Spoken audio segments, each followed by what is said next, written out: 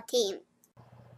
Hey there guys, this is Malorian and this is the Orc Tactical Team, and now we're going to cover another question from a viewer, and this one here comes from Rubber Hammer, and his one is, hey Malorian, for the Dwarves and the Runes, what would you say is the best defensive build and the best offensive build?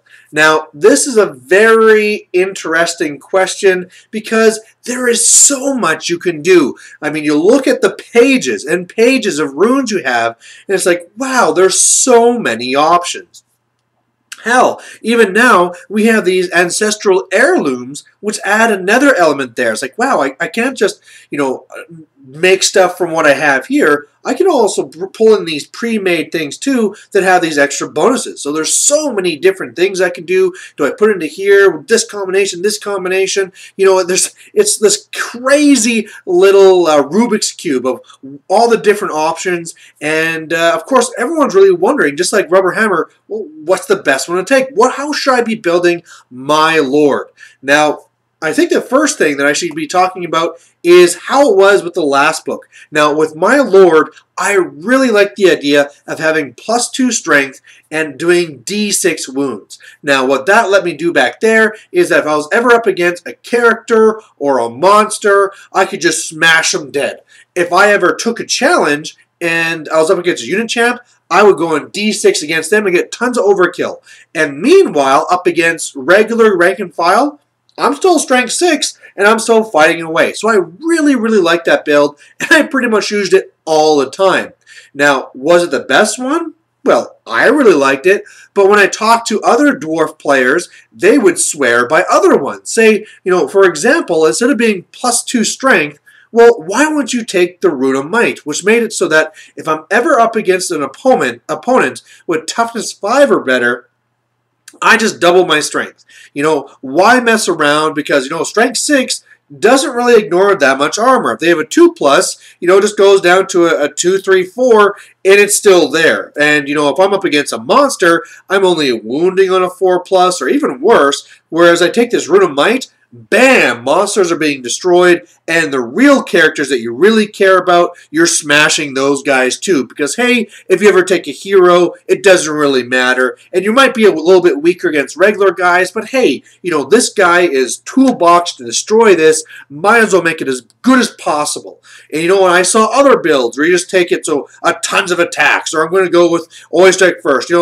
Everybody's like, no, yours is not good because look at this situation. And yours is not good because look at this situation. And what it really comes down to is, for the most part, there isn't really a best build, because when you look at it, it's just all about what you want to do. Am I really worried about this? Maybe you don't care about killing monsters, because you know what? That's what my cannons are for. I take lots of cannons, and if there's any monsters, those things are dead. I'm not worried about those things. If there's a super killy character, I don't care about that. Because whatever unit he's in, my gyrocopters are out there redirecting the hell of that thing, and I'm never going to face it. So my Lord, I'm just going to keep him here, and he's set up to be survivable. Now, let's talk about that. What is the best survivable build? Now, before, it was almost kind of like, actually, that might be something where they actually kind of agreed.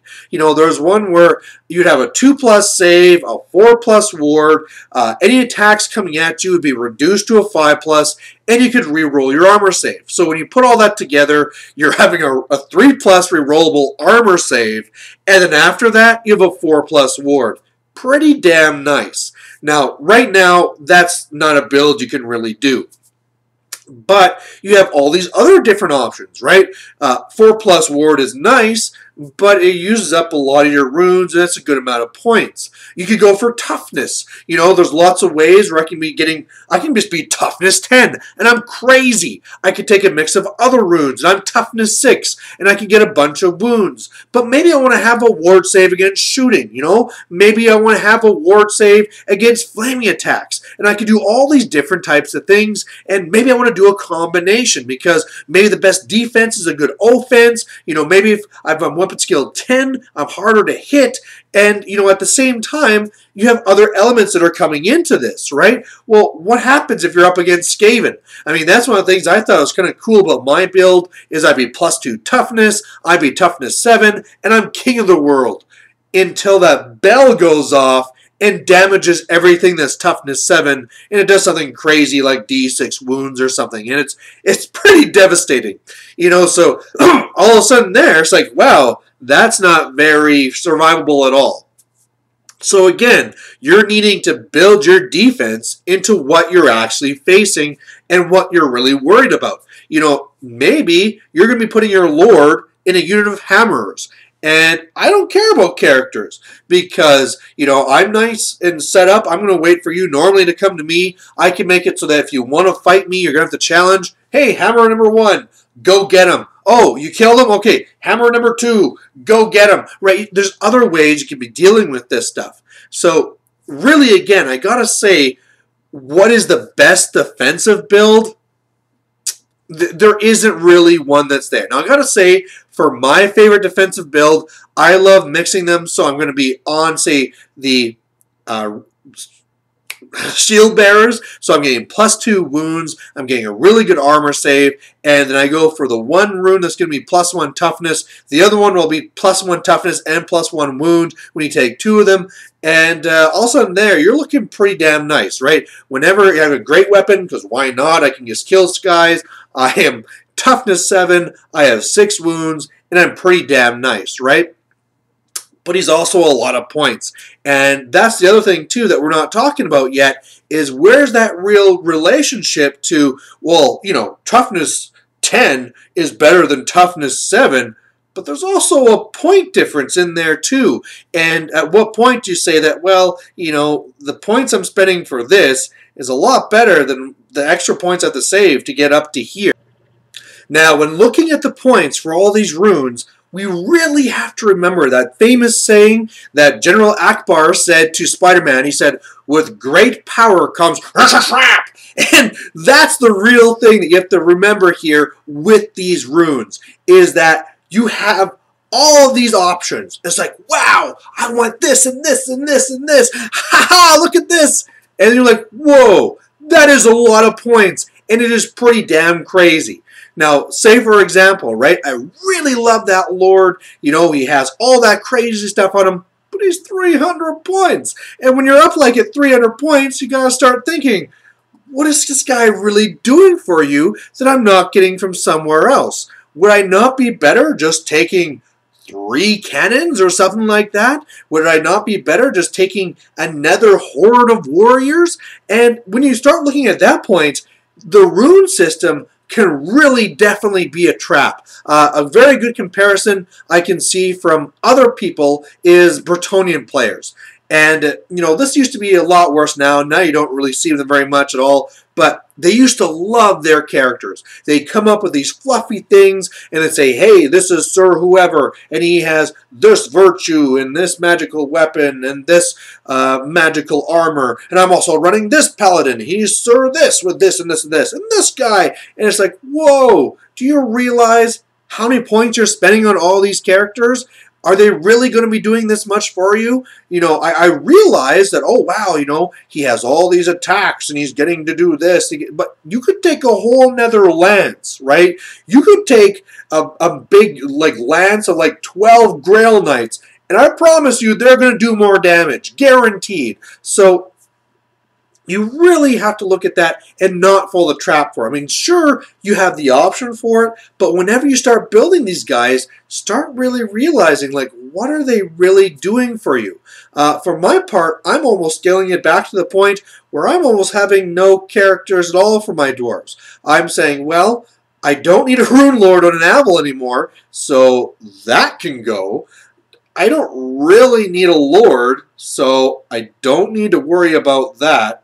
I need a BSB, and that needs to be a Thane. So there's one. Let's see. I need to get a General, so I'll put something else in there. Well, I need some magic defense, so I'll take a Rune Priest with a Rune of Spell Breaking, and maybe a Shield. Maybe Rune of Stone, because that's 5 points. 5-point investment, that's okay. Meanwhile, that BSB might have like really just something cheap on him to make him defensive. Let's say Master Rune of Grummel and a great weapon. Done. 2 characters.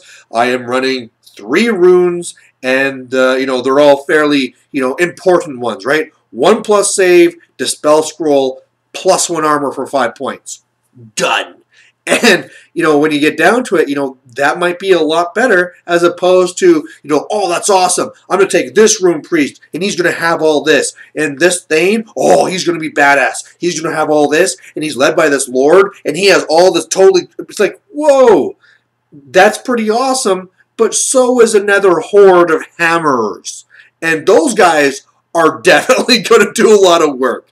So I can't stress it enough.